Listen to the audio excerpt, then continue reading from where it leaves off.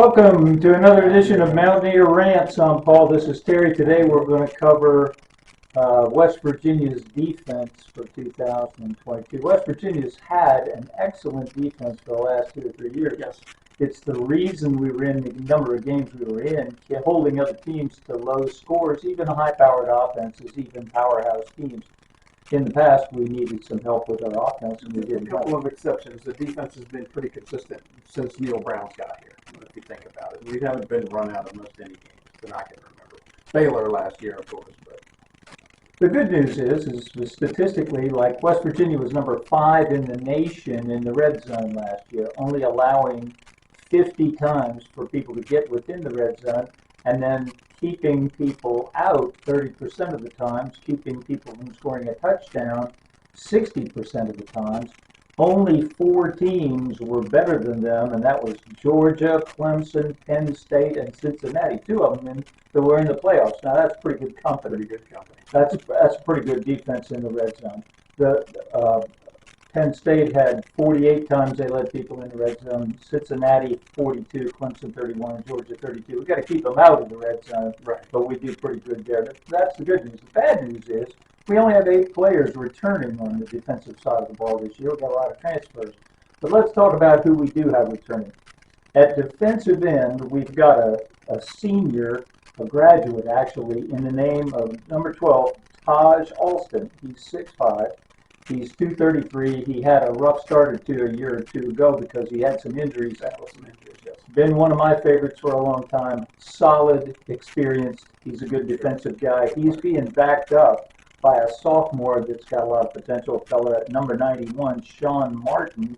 He's 6'5", West Virginia kid, and 279 pounds. So this is a big boy. In fact, Sean Martin has been talked about for the line in various other positions, and Neil Brown's notorious for moving these guys around. You'll see him play this year. He'll play.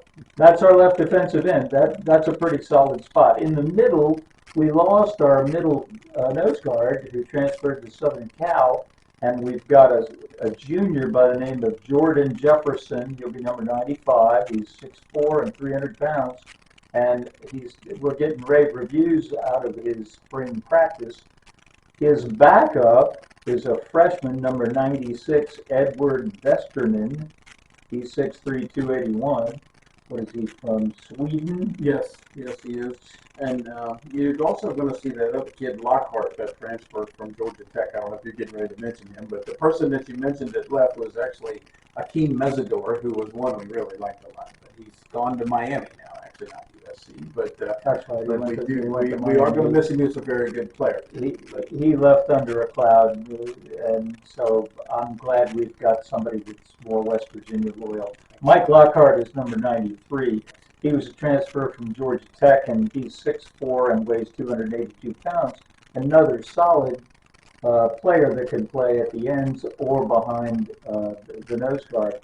Our pride on the defensive line is number 55, Dante Stills from Fairmont. He's going to be senior this year. He's 6'4", 265 pounds. His brother's already in the NFL. He could have gone to the NFL this past year and opted for another year with West Virginia. We're delighted to have him back. He could be all conference, all Big 12. He could do all kinds of things. The All-American. He's really that good. I believe he needs to step up as a leader, and I think he will. I think he's going to be a premier player in the country, not just our conference this year. When he needs a spell, number 52, Jalen Thornton, is going to be his backup. He's 6'2", 278 pounds, and a junior. So we have a couple of seniors on the line, but we also have some solid backups. Now, backing up the line, no matter what kind of defense you're in, you have 2 or 3 people down. West Virginia goes with 3 people down. Then you have linebackers. The linebackers are called various things. If it has an M in the beginning, it's normally a middle linebacker. Some call him a Mike, some call him a monster. That's a middle linebacker. And then they used to call them inside linebackers or outside linebackers. If it had a W in front of it, it meant weak linebacker or weak side linebacker. So they call them a will. But different teams call them different things. I noticed Pitt uses money for one of their linebackers, and I think they call one of them. Yeah. We also call one a bandit. We call another one a spear. Without getting into all of that, we'll suggest they're playing off the line. They have assignments that include run support and defending against the pass. And our key this year is a new middle linebacker by number 8, Lee Koba. He transferred in from Syracuse. We did have a linebacker last year that did a solid job, was coming back, and when Koba came in, he decided he was transferring out. I think Koba was that much better that he saw the writing on the wall. I like Josh Summerdo, but he did leave, and he ended up, I think, in Colorado. Colorado State is where he's gone, but everything we've heard about Koba is he's going to be a monster. I'm looking forward to watching him play. I think he's going to be a really good one. We're counting on it. Now, if he's injured or needs a break, his backup is number 18, Tyrique Austin Cave, a 6'1", 228 sophomore. Good things out of practice. Haven't seen him in a game yet. He's another fresh face. On Bandit, or one of the other linebackers, the Bandit linebacker, we have two guys that have played in the past. Number 50, Jared Bartlett. He's 6'2", 213-pound junior. And number 44, Lionel Carr, who's 6'3", 230-pound sophomore. Both played last year, and they spelled each other off. Jared Bartlett actually wears number 10, I believe, right now. He wore 50 at one point, but he wears number 10. Had a really big game against Virginia Tech, second to quarterback last year. In fact, there were a lot of people in there to talk to him. But he didn't seem to build on that. He seemed to have a lot of trouble later on. Of course, after seeing that game, a lot of teams might have schemed against him too. But Jared Bartlett, rushing the passer, did a great job. Coverage-wise, maybe not so good. But, on the other side of the line is a will linebacker, weak side linebacker, a Penn State transfer, number 13, Lance Dixon, that's 6'2", 210 pounds, is a junior this year. Lance has a real high ceiling. We think he may really set the world on fire. But because he's now ahead of last year's linebacker, Exree Lowe, number 32, who played for us last year, did a fine job, maybe a little inconsistent. Exree is 6 foot and 214 pounds. This is his last year. He's a senior. Then the final linebacker is a spear, and it looks like we have a senior named Jasir Cox, 6'1", 204 pounds. He's number 7, and he will be spelling on and off with number 27, Davis Mallinger, who's 6 foot, 188 pounds. I believe Mallinger is a sophomore. Correct. And correct me real quick, forgive me, but Lance Dixon, I believe, wears number 5. It's number 5. So, and Neil said recently that he's got 3 linebackers that he's real happy with, and Koba, Dixon, and Exree. But he's looking for that 4th one to step up. So we'll see how that goes. But it could be potentially be a really good linebacking crew. Exree's coming off an injury, but he looks like he's clear and 100% healthy. So we'll see how that goes. So.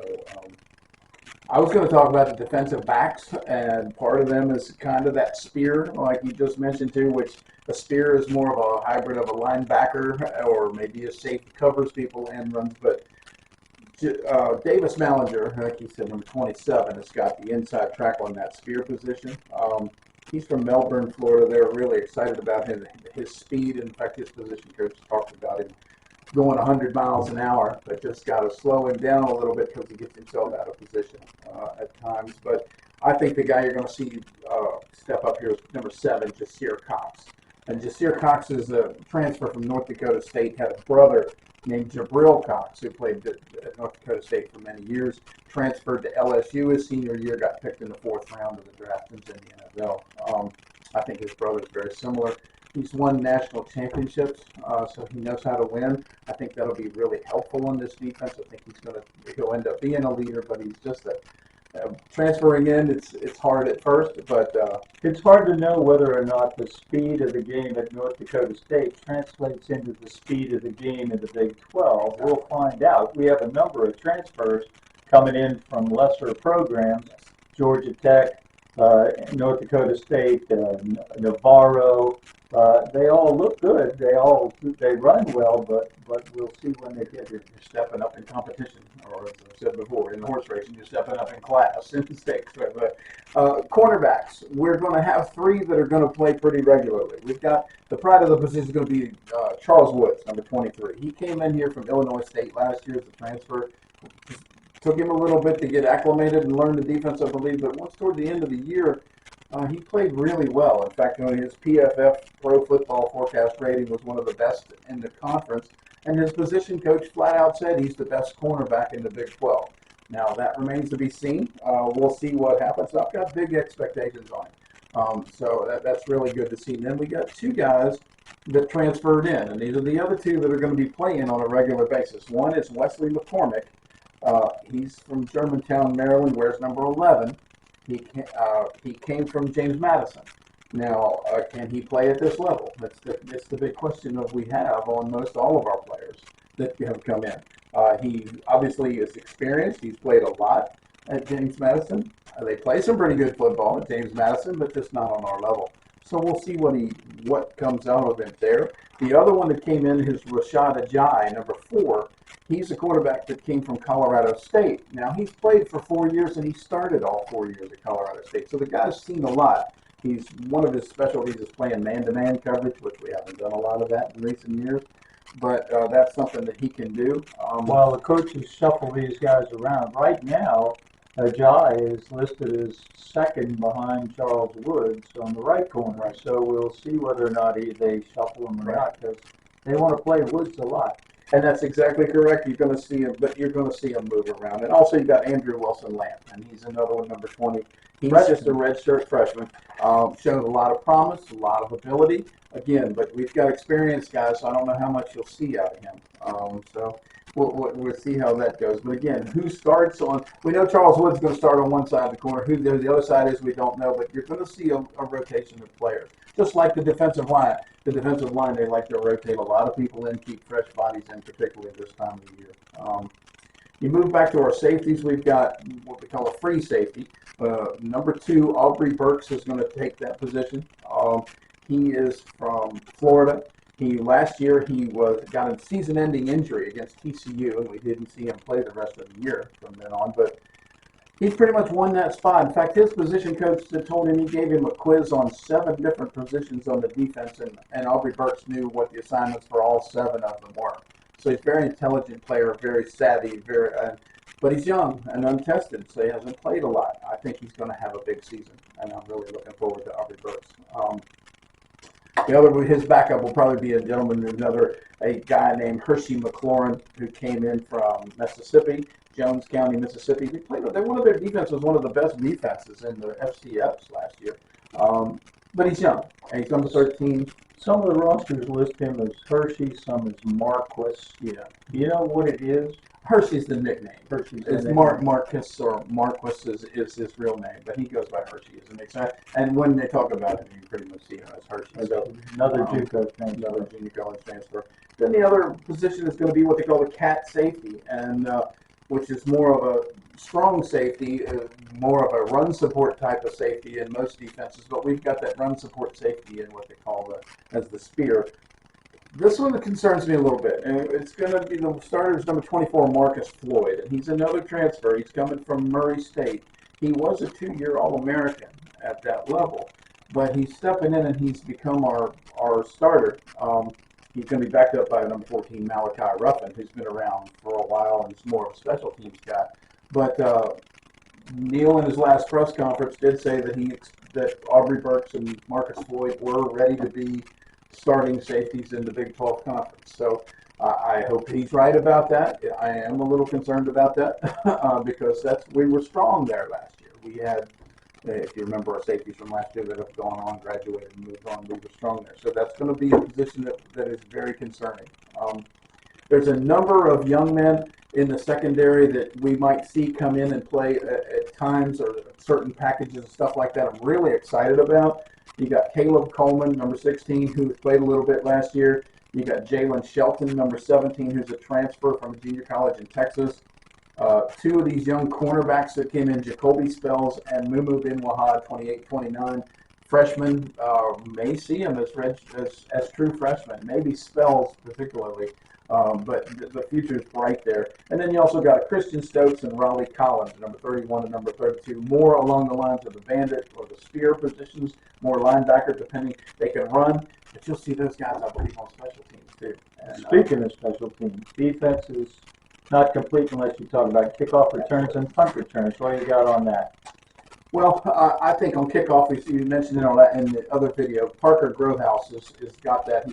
I'm looking for him to kick the ball out of the end zone, and we don't have to start in good field position. Oh, that's kickoff. Kickoff return. In returns, it looks like what Neil Brown said, that Sam James is pretty much the guy in kickoff return.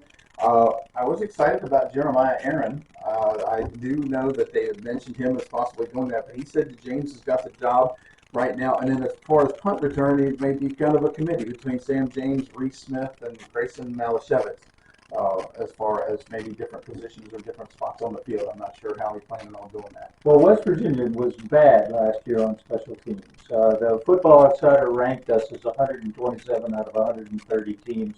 Only Nebraska and Temple were worse. Of the 14 times an opponent fumbled the ball, we recovered just 4 times. So we weren't getting the fumbles, and we were turning the ball over on offense at a high rate. Of the times we picked off passes 25% of the time, which is actually pretty good. The problem was we only had like 37 of them that we zoned in on. So we weren't turning it. We ended up ranked 116th out of 130 teams in that respect, and that was with last year's experienced secondaries, 5 of which have left. We ranked, that was on takeaways. On kickoff and punt returns, we were also horrible. We seldom returned for positive yardage. Field position hurt us. We ended up in our end zone frequently, and that limited our playbook. Our returners, Isdale and Wright, both of whom had nice returns, especially early in the season last year, they're gone. So this year it's going to be Sam James, Grayson Milesevich, Davis Mallinger on punts, and James Milesevich, Mallinger, and maybe Justin Johnson on kickoff returns. The positive part of it, though, is, as you said, Jeremiah Aaron, he comes from Navarro College. It's a lower level, but he averaged 24.8 yards return on 29 kickoffs. So he tore them up returning kickoffs. And he averaged 20.6 yards on 7 punt returns. Don't know if that translates into running the same way against Big 12 competition. The coach hasn't indicated that he started yet, right? But we've got our fingers crossed on that. We also have another one on rushing the kicker. Yes, a gentleman named Anthony Del Negro, kind of snuck under the radar, came in as a transfer or preferred walk-on, I even think. Really known for blocking kicks, blocking punts, blocking field goals, blocking extra points. Look for him. He went number 47. Look for him on the special teams. And you know that doesn't sound like much, but this little thing like that can change a game. And then one game, it makes a huge difference. One block kick can turn the whole game around. And we haven't put much pressure on the kickers before, but this kid is blocking our kicks in practice against the big boys. Yeah. And he's done it at his level before. So lastly, I'm just going to say that this defense that Neil Brown has brought in has been good every year. Statistically, has done a good job. Are they dominating? No. That's not the way we play. But if there is one shortcoming, it's we don't get the ball away from the other team enough. We need to start getting the ball away from the other team. Because if you think about it, at this level, there's not such a huge difference that normally 1 or 2 turnovers make the difference in the game. And if you can force one of them and make a play, then all of a sudden your season changes dramatically. And the other thing that concerns me, I think we've got a solid line. I think our linebackers are going to be solid. The concern me is the untested defensive secondary, because the Big 12 likes to put the ball in the air. Texas, Oklahoma, Baylor, they'll throw the ball. Our guys, I'm told, are athletic. They're long, they're fast. That doesn't mean that they're good. We won't know until the game's lined up. Right. Let's see what happens. I'm ready to kick it off. Let's go Mountaineers. Who the hell is Mel Kiper?